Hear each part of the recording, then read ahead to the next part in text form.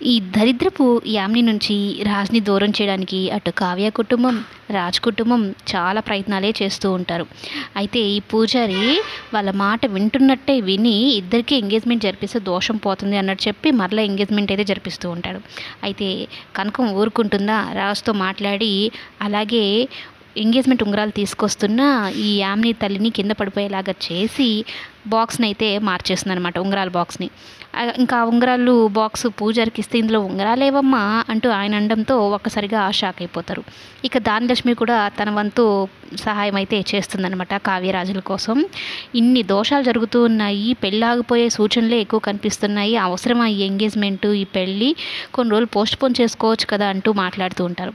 అయితే యామిని మాత్రం ఉంగరాలు లేకపోయినా పర్లేదు, దండలైనా మార్చుకుంటాము, సగం పెళ్ళి అయిపోయినట్టే మా ఇద్దరికి అన్నట్టు మాట్లాడుతుందనమాట.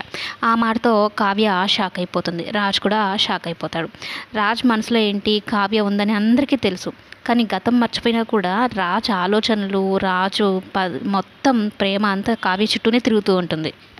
కావ్యకి కాన్ఫిడెంట్ కూడా అది. ఆఖరి నిమిషంలో అయినా సరే ఆయన మనసులో నేను ఒక్కసారిగానే వచ్చాను అంటే ఈ తాళి ఎలా కడతాడో చూస్తానని అంత ధీమాగా ఉంటుంది.